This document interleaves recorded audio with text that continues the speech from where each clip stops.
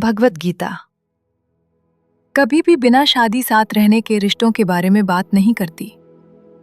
ये शादी के बिना शारीरिक संबंधों के बारे में भी कभी सीधा कुछ नहीं कहती, और फिर भी ये हमें इनके बारे में सब कुछ समझा देती है।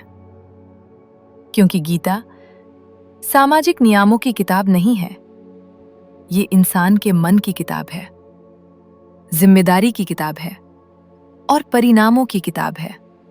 शुरू से ही एक बात बिल्कुल साफ समझ लेनी चाहिए। भगवत गीता इच्छा से नफरत नहीं करती, ये करीबी को शर्म से नहीं देखती और शारीरिक संबंधों को पाप नहीं मानता। कृष्णा कोई मॉरल पुलिसमैन नहीं है, वो स्पष्टता सिखाने वाले गुरु हैं। सच तो ये है कि कृष्णा खुद कहते हैं, मैं ही इच्छा हूं, जब वो धर्म के विरुद्ध नहीं होती। भगवत गीता अध्याय 7 श्लोक 11। ये एक ही श्लोक सब कुछ समझने की चाबी है। इसलिए गीता कभी ये सवाल नहीं पूछती, ये ठीक है या नहीं। गीता हमेशा ये पूछती है, क्या ये धर्म के साथ मेल खाता है। और धर्म का मतलब सिर्फ धर्म या रिलीजन नहीं होता। धर्म का मतलब होता है जिम्मेदारी, ईमानदारी, स्थिरता और दूसरे इंसान के भविष्य की चिंता। तो असली सवाल ये बन जाता है, क्या ये रिश्ता मन को मजबूत करता है या चुपचाप उसे कमजोर करता जाता है। बिना शादी साथ रहने के रिश्ते और शादी के बिना शारीरिक संबंध अक्सर अलग अलग मुद्दों की तरह देखे जाते हैं, लेकिन गीता की दृष्टि से ये दोनों एक ही बात है। दोनों में होता है करीबी, जज्बाती जुदाव और शारीरिक नजदीकी, लेकिन बिना लंबी अवधि की पक्की निश्चितता के और बिना पूरी जिम्मेदारी के। गीता सुख को जज नहीं करती, वो सिर्फ चेतावनी देती है जब सुख बिना ढांचे के हो। कृष्णा बताते हैं दुख की शुरुआत कैसे होती है, सामाजिक रूप से नहीं बल्कि मन के स्टार पर। जब मन विषयों पर टिक जाता है तो लगाव पैदा होता है, लगाव से इच्छा आती है, इच्छा से बेचैनी होती है और बेचैनी से बुद्धि ढूंढली हो जाती है। भगवत गीता अध्याय 2 श्लोक 208 और 708। ये कोई सजा नहीं है, ये मन का विज्ञान है। जब करीबी कमिटमेंट से तेज बढ़ने लगती है तो खो देने का डर आ जाता है, असुरक्षा बढ़ने लगती है और शांति की जगह चिंता आ जाती है। धीरे धीरे प्यार बोझ बन जाता है।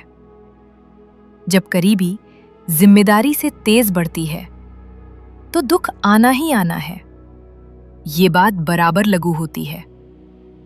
बिना जिम्मेदारी के शारीरिक संबंधों पर, बिना शादी साथ रहने के रिश्तों पर और छुपे हुए रिश्तों पर। इसलिए नहीं कि ये गलत है, बल्कि इसलिए क्योंकि इंसानी मन बहुत नाजुक होता है। कृष्णा समझाते हैं कि इंसान का हर व्यवहार 3 गुणों के अधीन होता है।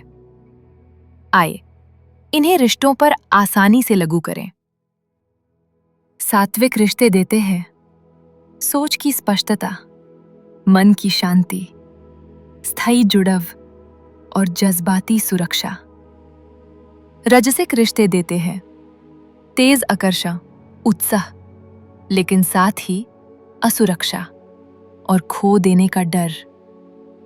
तामसिक रिश्ते देते हैं छुपाव, एक दूसरे का इस्तेमाल और गहरा जज्बाती नुकसान।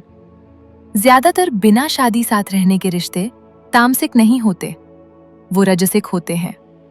और कृष्णा हमें चेतावनी देते हैं, रजस हमेशा आजादी का वादा करता है, लेकिन आखिर में बेचैनी ही देता है।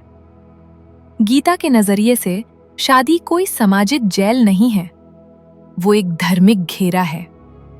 शादी इच्छा को धीमा करती है, लगाव को स्थिर करती है, दोनों लोगों को सुरक्षित करती है और डर और अनिश्चितता को कम करती है।